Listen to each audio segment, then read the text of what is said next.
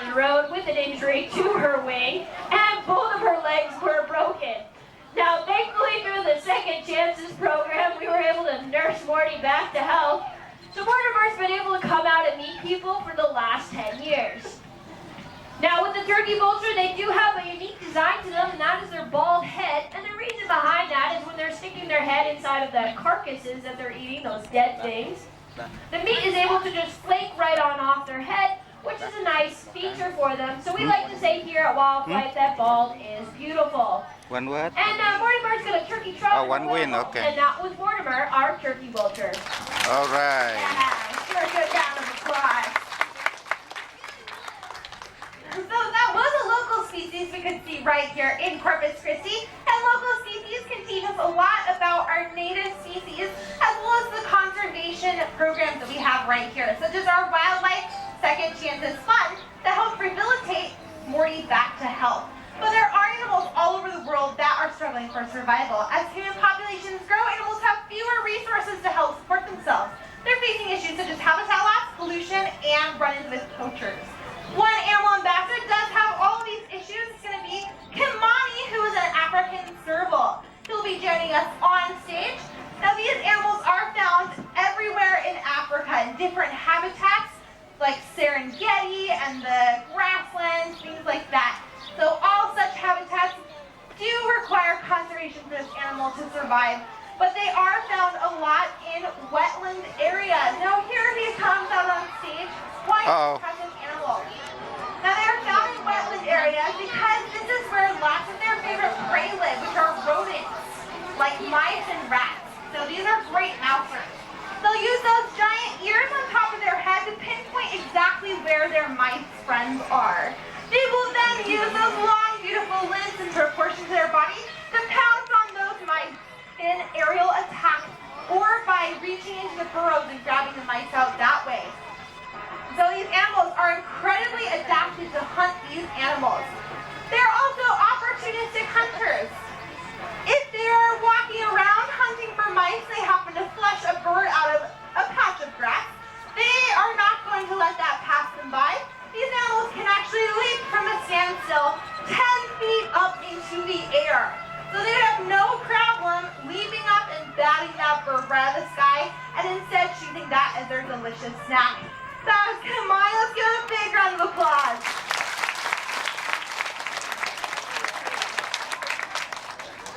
As Kimani was walking off stage, did any of you happen to see what color the backs of his ears were?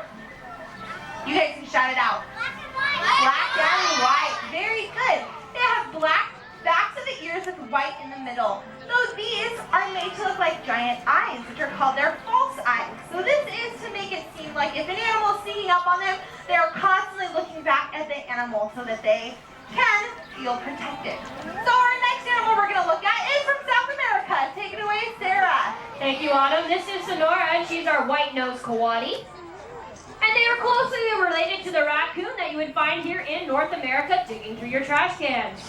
Now, as you're looking at Sonora, you might see the white mask on her face and the rings on her tail, which help you resemble towards the raccoon that you're used to seeing here. Now, with the coati, there's 3 adaptations that help them to survive in their natural environment. The first is going to be that tail that you see that she has. What do you think that tail's helping her do when she's high up in these trees? Balance! Balance, yes, that's a very good answer. That tail is uniquely designed to help her balance her when she's high up in the trees. The second adaptation that the coati has is their feet. Basically, on the bottom of their feet, they have these very thick pads, which help them to avoid the irritating hairs of the tarantula, and it also helps them to avoid the stings of the scorpion, which happens to be Sonora's favorite breakfast. The third and final adaptation for the coati is their rear ankles will rotate 180 degrees, which makes it easy for the coati to climb up a tree head first, and then to come back down the tree head first. So they will and do eat just about anything. They have an excellent sense of smell. Great thought just went out the window. Okay. Oh yes, they prefer to live high up in the trees because it provides them protection for their young, a place to provide them with plenty of food, and a place from the predators. All right, Sonora, that's good. You've already done that. All right, that was Sonora, our white-nosed coati. Give her a round of applause. All right.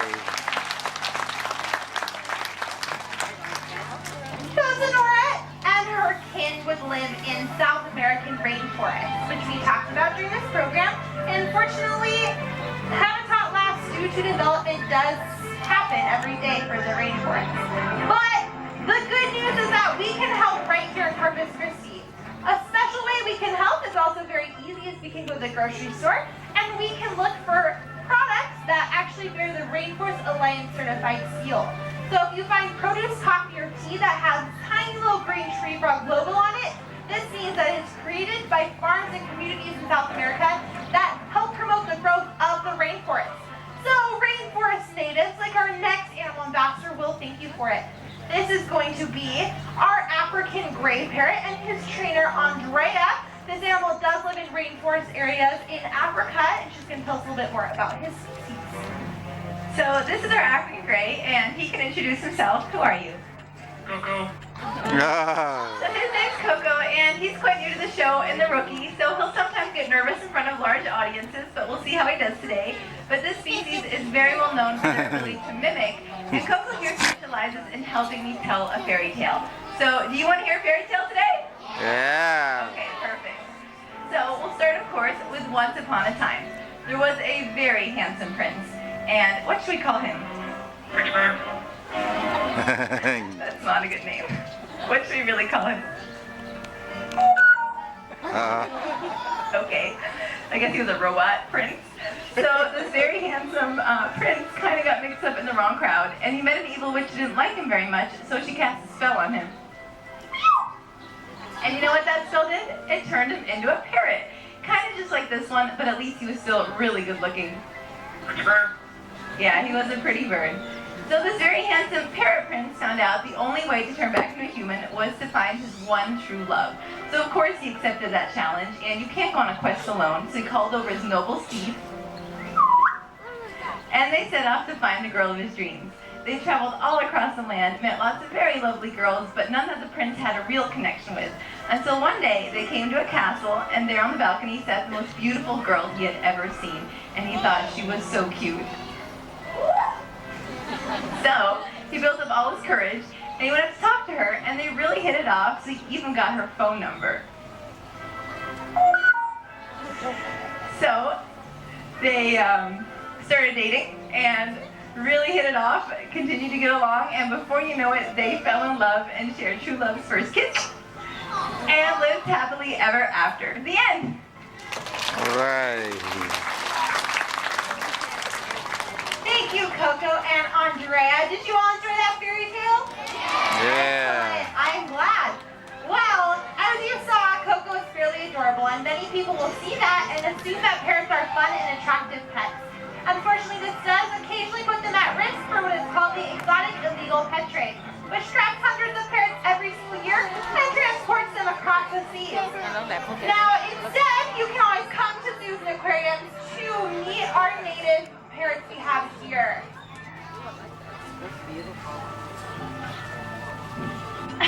Well, this is Zeppo, and he's our green-winged macaw. Why don't we get things started with a good old hi? Hi! Nicely done there, buddy. Now, when people see macaws, they usually notice their brilliant colors, so why don't we show that off for everybody? Good. Oh. One more time. Apparently that was really good to him. There we go, good job. Now, the second thing that macaws do that a lot of people recognize with them is their ability to mimic. So sometimes Zeppo will mimic his favorite squeaky toy. And he is everybody's favorite bird, so he does hear this a lot. That was I love you, in case you didn't hear it. Now, he is quite the trickster around here. He does play tricks on us trainers. Sometimes he likes to, try to get some more sunflower seeds out of me, so sometimes he likes to pretend he's sick.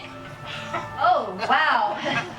That's a bad cough there, Zeppo. And of course I give him some sunflower seeds, and then, Zeppo tries one more time to trick me, so sometimes he pretends he has allergies. Oh, my, that's a bad sneeze. So of course I give him some more sunflower seeds, and then Zeppo's feeling much better all of a sudden, because he thinks that stuff's pretty good. Yeah, jumping gun there a little bit, buddy. Hey, Zeppo, can you tell me, what do you think of the audience today? Apparently you guys are looking quite nice. That's so nice of you, Zeppo. Hey, can you tell everybody what do you think of me? That's not very nice. Do you think I'm just some kind of joke? Apparently so. All right. Well, as you can tell, Zeppo's just one really smart bird, and he's figured out many ways to help out his local community through the program of Second Chances. He's figured out by donating to this program, he helps hundreds of birds, raptors, and shorebirds every single year. So through people's donations and parents alike, we're able to help continue on with this program. All right, Zeppo, why don't you finish off with a good big kiss? Good job, and a wave goodbye. Good, and that's Zeppo, everybody. Wow, good show. Thank you, Zeppo, and thanks to all of you for joining us today at the Wildlife Theater. As you exit the auditorium to go to your next presentation, which will be at Otter Creek, feel free to stop by the edge of the stage to say hello to the trainers or ask us any questions you have. Feel free to make that contribution to Second Chances, and as always, have a great day at the Texas Zoo Aquarium. Thank you all so much for coming.